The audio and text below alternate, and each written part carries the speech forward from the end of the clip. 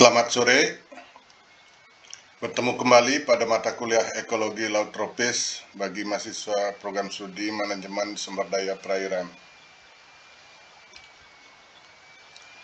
Pada pertemuan minggu ini kita masih melanjutkan pembahasan modul 4 dengan topik ekosistem terumbu karang.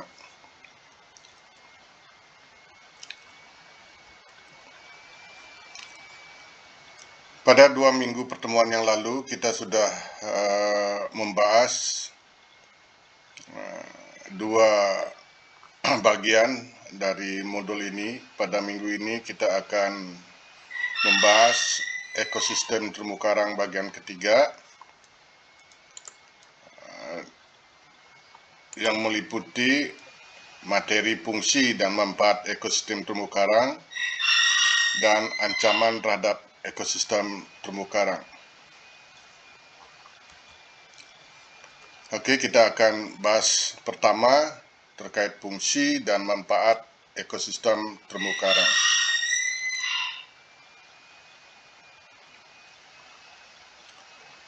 Ekosistem terumbu karang dan segala kehidupan yang ada di dalamnya merupakan berkah dari Sang Pencipta dan menjadi salah satu kekayaan alam yang dimiliki oleh bangsa Indonesia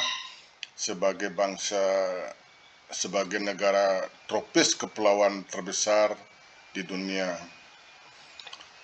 Nah, kekayaan alam berupa ekosistem terumbu karang ini seringkali dikatakan mempunyai nilai yang tak terhingga ya, harganya. Oleh karena itu, dunia menaruh perhatian yang sangat besar terhadap pelestarian konservasi dari ekosistem terumbu karang ini agar nilai yang terkandung di dalamnya dapat dimanfaatkan bagi kesejahteraan manusia secara berkelanjutan. Di bagian awal perkuliahan kita sudah membahas tentang betapa kayanya Indonesia tentang ekosistem terumbu karang ini dengan luas sebaran yang mencapai 2,5 juta hektar di seluruh pulau-pulau Indonesia dari barat sampai timur, ya, dari Sabang sampai utara Jayapura dan dari utara ke selatan Myanmar sampai Pulau Rote. Nah, wilayah Indonesia ini merupakan tempat bagi sekitar 1/8 dari terumbu karang dunia menurut Sesar 1997 dan merupakan negara yang kaya akan keanekaragaman perairan dibandingkan dengan negara-negara Asia Tenggara lainnya.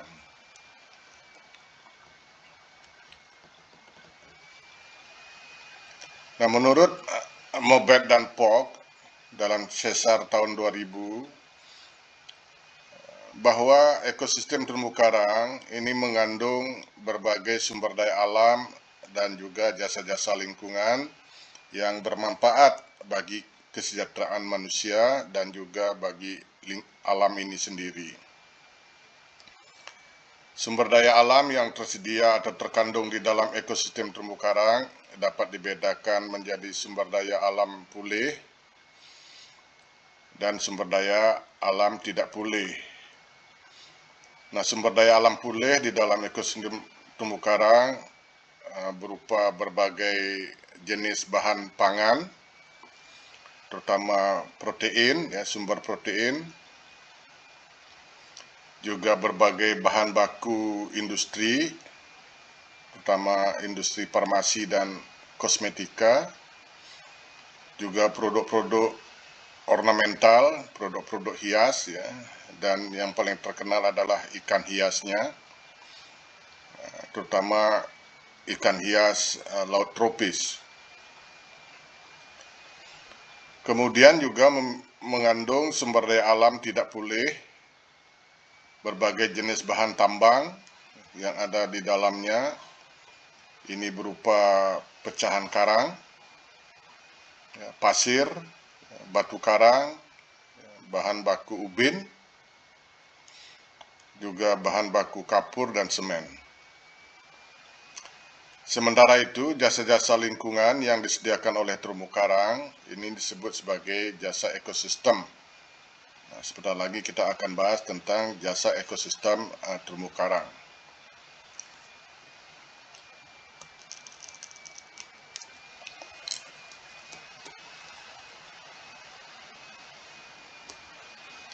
Nah, kalau kita berbicara fungsi dan manfaat ekosistem terumbu karang,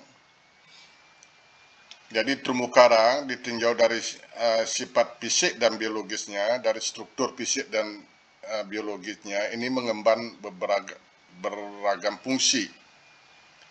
Fungsi ini akan mengalirkan jasa, ya, disebut jasa ekosistem, ya, yang dibutuhkan oleh manusia dan alam bagi kesejahteraannya, dan jasa ini dinilai sebagai manfaat yang diperoleh oleh manusia.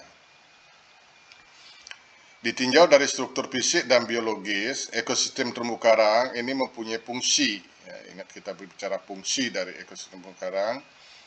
Yang pertama, struktur fisiknya, ya, terumbu karang itu dapat meredam energi gelombang di laut dangkal atau dekat pantai. Kemudian juga memproduksi material kapur dan pasir. Ingat bahwa terumbu karang, hewan karang bersama zooxanthella dalam kerja biologisnya itu menghasilkan atau mengendapkan kapur yang kita lihat strukturnya sebagai terumbu karang. Namun di samping itu berbagai organisme di ekosistem terumbu karang juga dapat memproduksi kapur, ya, dan material lainnya.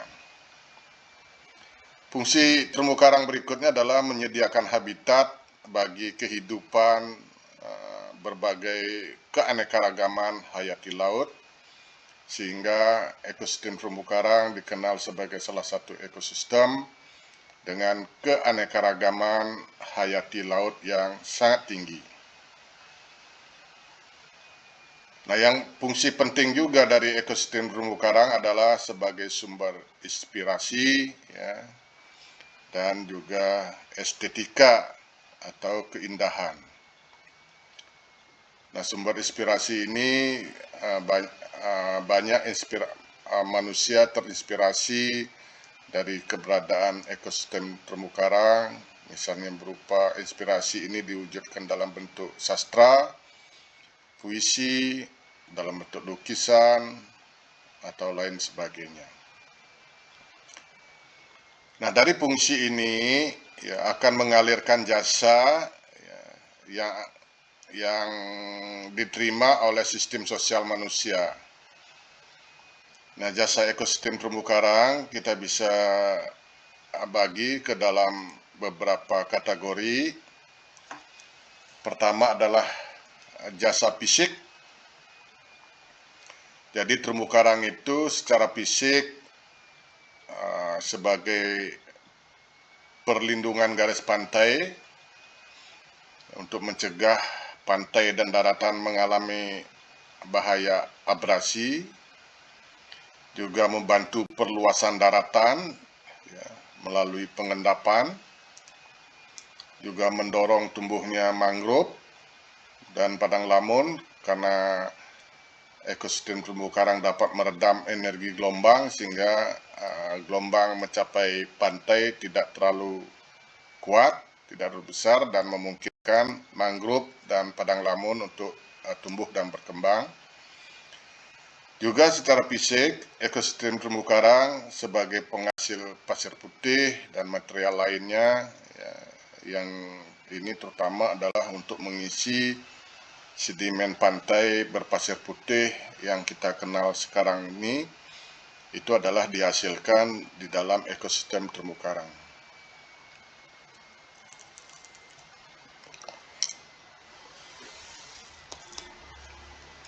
Berikutnya adalah jasa biotik di dalam ekosistem. Jadi jasa biotik di dalam ekosistem seperti penyedia habitat bagi berbagai macam biota perairan, pemeliharaan keanekaragaman hayati dan plasma nupah yang sangat bermanfaat bagi manusia, juga memelihara dan mengatur proses-proses ekologis yang esensial, serta memelihara kelentingan ekologi. Ini dalam rangka memelihara eksistensi dari ekosistem tersebut. Jasa berikutnya adalah jasa biotik antar ekosistem, seperti misalnya mendukung migrasi hewan-hewan air dari suatu habitat ke habitat lainnya, serta pertukaran nutrien dan memperkaya jaringan makanan di laut. Nah, ini juga sudah dibahas pada modul tentang interaksi antar ekosistem. Jadi ada interaksi antara ekosistem terumbu karang dengan ekosistem lainnya di perairan pesisir, seperti dengan ekosistem mangrove dan juga ekosistem padang lamun. Berikutnya jasa kimia. Jasa kimia ekosistem terumbu karang dapat memfiksasi nitrogen, artinya mengikat nitrogen, juga pengendali kapasitas karbon dioksida dan kalsium, dan asimilasi limbah. Berperan dalam pengendalian pencemaran, namun dalam batas-batas daya asimilasi tertentu.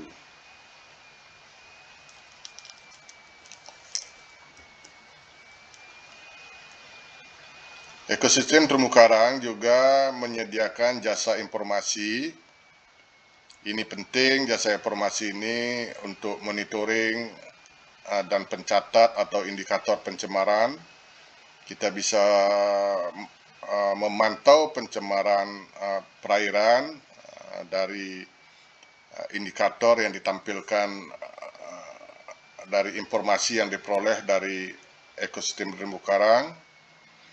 Juga memberi informasi mengenai perubahan iklim, misalnya adanya jenis-jenis terumbu karang yang mengalami pemutihan bleaching, itu terkait dengan adanya perubahan suhu iklim, ya, atau tumbuhnya beberapa alga, ya, sebagai indikator tentang pencemaran. Berikutnya adalah jasa sosial dan budaya.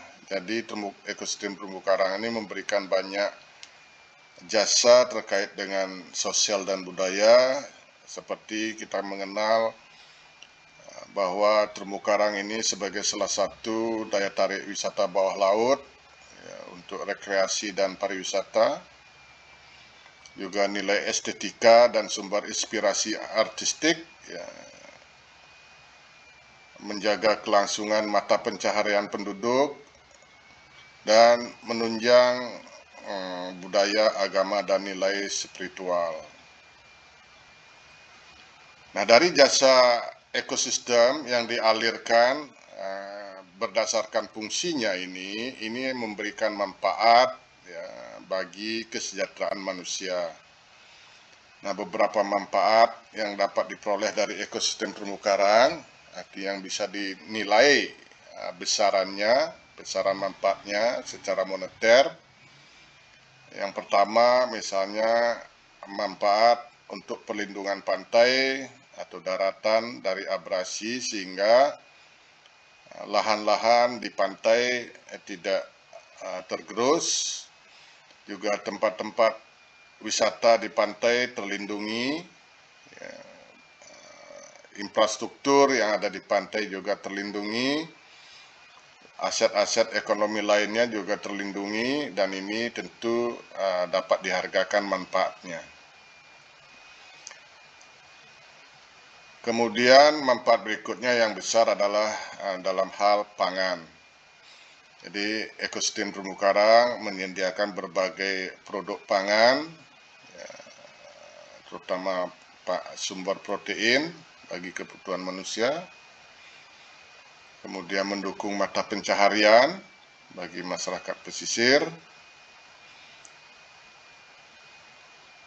Kemudian ekosistem terumbu karang juga bermanfaat sebagai bahan bangunan,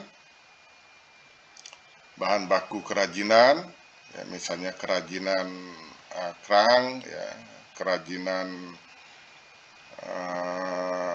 rangkaian dari kerang-kerangan, atau kerajinan dari kapur, ya, bahan baku industri, ya, industri farmasi misalnya, ya, untuk obat-obatan dan juga kosmetika.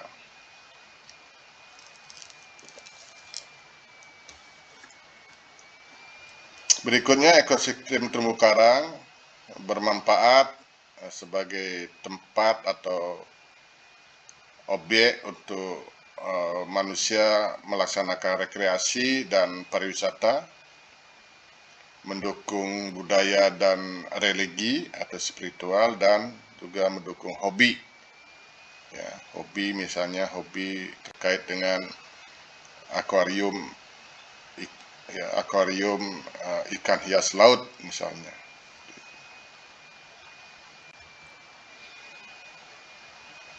Nah, ini juga ada gambaran kalau kita melihat secara umum gambaran manfaat dari jasa ekosistem terumbu karang yang disediakan oleh ekosistem terumbu karang di pariwisata dan rekreasi, ya,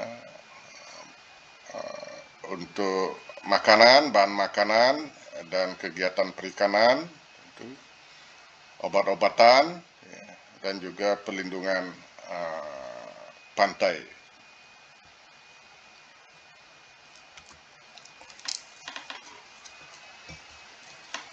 Nah, materi berikutnya adalah tentang ancaman terhadap terumbu karang.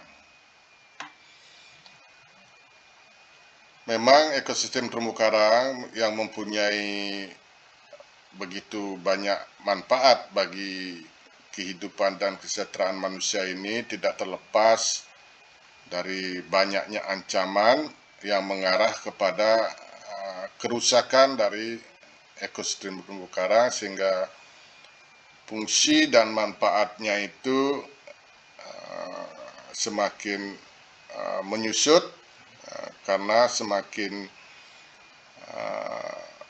kecenderungan semakin meluasnya kerusakan terumbu karang, tidak hanya di Indonesia tapi juga secara global. Ada dua sumber ancaman utama terhadap terumbu karang di dunia ini, yaitu ancaman oleh faktor alam atau natural threat, dan juga ancaman oleh aktivitas manusia yang disebut sebagai anthropogenic threat. Nah, beberapa ancaman terumbu karang oleh faktor alam seperti misalnya badai gelombang, seperti antaman gelombang dan ombak yang besar, ya, selama badai ini akan menimbulkan kerusakan mekanik pada terumbu karang berupa pecahnya karang, terutama adalah tipe-tipe karang rapuh. Nah, badai gelombang ekstrim ini semakin sering terjadi dengan fenomena perubahan iklim saat ini. Nah, ancaman faktor alam yang sangat fenomenal terkait dengan kerusakan terumbu karang adalah pemanasan global. Nah, pemanasan global atau adanya El Nino Certain Oscillation ini yang disebut dengan ENSO ini mendorong peningkatan suhu air laut, ya, lebih besar dari 33 derajat Celcius dan dapat membunuh alga simbion karang, Zooxanthella, yang mengakibatkan karang menjadi memutih atau bleaching, dan akhirnya dari beragam banyak kasus pemutihan karang itu berujung kepada kematian. Jadi sangat jarang setelah memutih karang itu ditinggalkan oleh Zooxanthella dia akan kembali pulih lagi. Umumnya akan berlanjut kepada kematian. Jadi ingat, pada materi sebelumnya kita sudah membahas tentang bagaimana simbiosis antara hewan karang dengan Zooxanthella. Zooxanthella ini dia hanya bisa hidup pada batas suhu tertentu, pada suhu dingin juga tidak bisa hidup, pada kenaikan suhu di atas rata-rata juga dia akan mati. Oleh karena itu, kematian dari Zooxanthella ini juga akan mematikan terumbu karang. Berikutnya adalah predator karang. Jadi predator karang yang sudah kita bahas juga sebelumnya, COT, Crown of Thorn Starfish ini, yang sering disebut sebagai mahkota berduri, bahasa ilmiahnya adalah Acantha's terplanci, adalah predator utama dari karang di alam. Jika populasinya terjadi outbreak atau peledakan, binatang ini dapat memusnahkan terumbu karang dalam hamparan yang sangat luas dalam waktu yang singkat. Jadi ada semacam peledakan predator ini. Ancaman dari alam datangnya dari daratan, yaitu berupa erosi tanah. Erosi tanah di daratan ini akan menimbulkan akan masuk ke laut, baik itu melalui limpasan permukaan maupun melalui aliran sungai, di mana sedimen ini akan menutupi terumbu karang sehingga dapat menghambat proses fotosintesis dan menutupi polip karang sehingga karang mengalami kematian. Jadi kita bisa lihat, pertama adalah ancaman gelombang badai. Nah, gelombang badai ini adalah dibangkitkan sekarang ini terjadi gelombang ekstrim karena dampak dari perubahan iklim. Ya, ini akan secara langsung bisa merusak karang dengan memecah karang, koloni karang ya, berkeping-keping seperti ini. Kemudian setelah badai kita bisa akan melihat tumpukan pecahan-pecahan karang di pantai. Ini adalah pemutihan karang karena pemanasan global, ya, kenaikan suhu, karang itu bisa memutih secara massal karena kehilangan zooxanthella.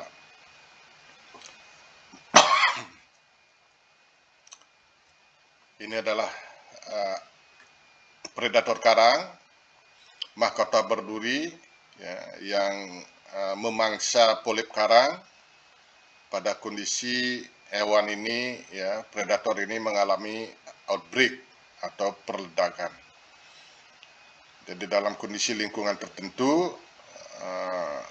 mahkota berduri ini bisa populasinya meningkat cepat ya, dan terjadi peledakan sehingga karang di wilayah itu akan mengalami gosong, putih juga karena zooxanthella dan polip karang itu diserap, dimakan oleh mahkota berduri ini dan akan hanya menyisakan kapur saja.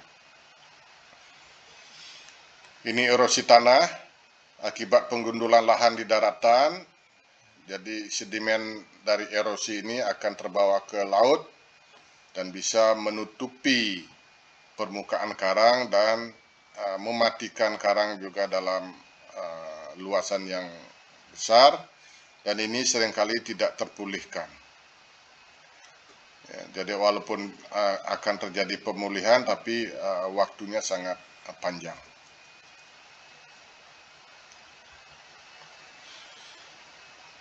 Nah, itu tadi ancaman dari faktor alam. Berikutnya adalah ancaman terumbu karang oleh aktivitas manusia.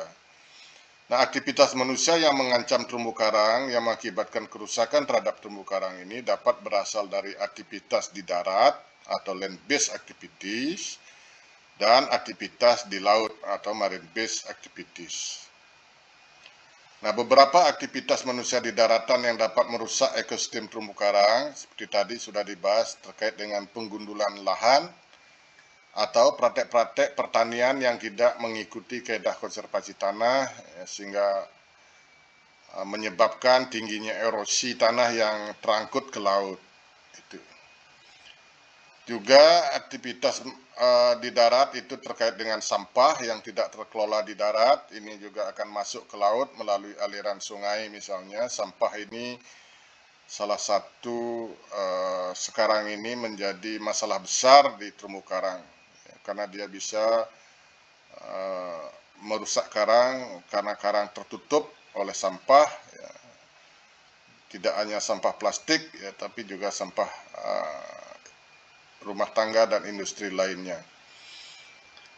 Juga penggunaan pupuk pada lahan pertanian, jadi sisa-sisa pupuk itu bisa terangkut ke laut dan ini akan menyebabkan perairan di ekosistem terumbu karang itu mengalami kesuburan yang berlebih Nah, pada saat kesuburan di perairan terumbu karang ini meningkat, itu yang akan tumbuh adalah alga, ya, atau ganggang atau rumput laut, ya, yang nanti bisa bersaing dalam memperebutkan ruang dan menutupi terumbu karang.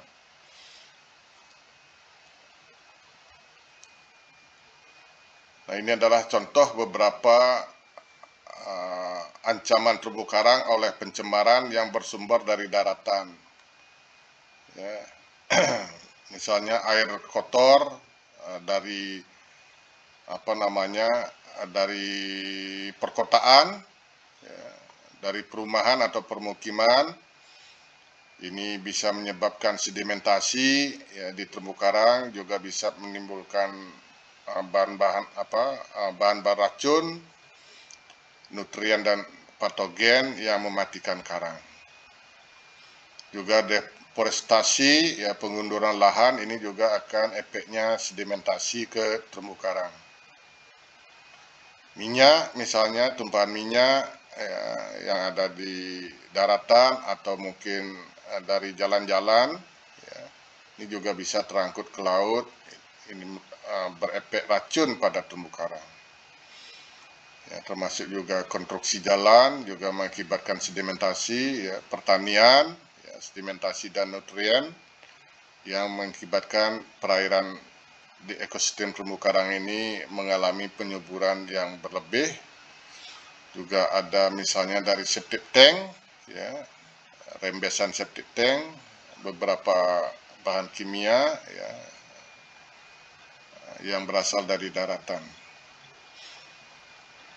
Jadi pencemaran yang berasal dari daratan ini bisa berupa sedimentasi, ya, bahan beracun, nutrien dan patogen yang dapat menyebabkan penyakit atau kematian pada terumbu karang, mengganggu fungsi ekosistem, merubah dinamika dan perilaku makan di ekosistem terumbu karang, juga menghalangi pertumbuhan dan reproduksi karang.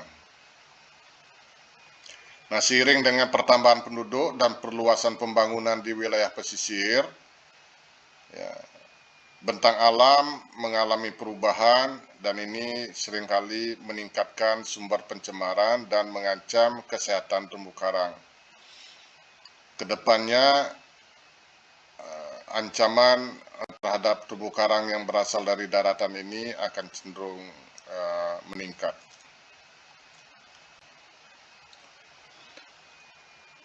Nah, di samping aktivitas yang berasal dari daratan, banyak juga aktivitas manusia di laut yang dapat merusak ekosistem terumbu karang. Misalnya adalah penangkapan ikan secara ilegal dengan bahan beracun, misalnya menggunakan tuba atau potasium cyanida, dan juga penggunaan bahan peledak. Nah, penangkapan ikan dengan potasium ini banyak dilakukan pada penangkapan ikan hias misalnya, ya. Kemudian penangkapan ikan dengan alat tangkap yang tidak ramah lingkungan, misalnya jaring di terumbu karang, ini akan bisa jaring ini tersangkut di terumbu karang, ya, dan ini akan menutupi terumbu karang sehingga terumbu karang di bawahnya akan mati. Ini istilahnya adalah alat penangkapan ikan yang tersangkut di laut itu menjadi sampah, itu disebut dengan ghost net, ya, jaring hantu. Juga ada misalnya masang bubu, ya, memasang bubu di terumbu karang, ini juga bisa mematahkan karang dan juga merusak karang. Ada kegiatan collecting atau pengambilan biota terumbu karang yang hidup di terumbu karang yang biasanya dimanfaatkan sebagai produk hias atau souvenir. Itu juga dapat merusak terumbu karang. Pengambilan batu karang untuk bahan bangunan yang tidak diatur, ya, seperti ini. Pembuangan sampah dan air limbah dari kapal dan pelabuhan, Sampah itu tidak hanya berasal dari daratan, tapi juga bisa berasal dari kegiatan pelayaran kapal dan juga dari kegiatan di pelabuhan. Kemudian adalah pencemaran minyak dari kapal pengangkut minyak atau tanker. Ya, misalnya terjadi kecelakaan kapal. Bisa juga tumpahan minyak ini akibat kecelakaan kapal ya, walaupun kapalnya bukan pengangkut minyak ya, bukan tanker. Tapi kapal umumnya berbahan bakar minyak. Kalau terjadi kecelakaan kapal, maka otomatis minyak yang sebagai bahan bakar itu akan tumpah ke laut. Kegiatan lain yang juga cukup mengancam terumbu karang adalah penjangkaran kapal pada saat penangkapan ikan atau penjangkaran dari kapal-kapal niaga. Nah, penjangkaran atau lego jangkar di terumbu karang ini juga sangat merusak terumbu karang. Di samping itu, wisata bahari yang tidak ramah lingkungan juga menjadi ancaman tersendiri bagi terumbu karang. Misalnya penyelam menginjak karang, tidak jarang penyelam pemula ini tidak memiliki keterampilan yang memadai dalam mengatur buoyancy-nya atau daya apungnya, dia bisa menginjak-injak karang. Juga lego jangkar dari bot wisata, penempatan ponton misalnya di atas terumbu karang, ini bisa menghalangi sinar matahari masuk ke perairan sehingga proses fotosintesis zooxanthella akan terganggu. Juga yang perlu dihindari adalah praktek-praktek memberi makan kepada ikan pada saat melakukan aktivitas wisata bahari. Misalnya menyelam sambil ngasih makan ikan atau kegiatan wisata bottom glass ya, boat yang disertai dengan praktek-praktek pemberian makanan untuk ikan. Untuk mengumpulkan ikan itu adalah sesungguhnya dilarang dan tidak diperbolehkan atau tidak diperbolehkan karena akan dapat merubah perilaku ikan, di mana ikan karang itu tidak lagi dia membersihkan karang pada saat mencari makanan. Oleh karena itu ini pada areal wisata yang sering ikannya diberi makan, itu karangnya akan mengalami kerusakan atau kematian. Ini beberapa juga ancaman terumbu karang oleh overfishing, ya, di samping praktek-praktek kegiatan perikanan ilegal, penangkapan ikan yang berlebih di terumbu karang juga ini dapat mengancam terumbu karang.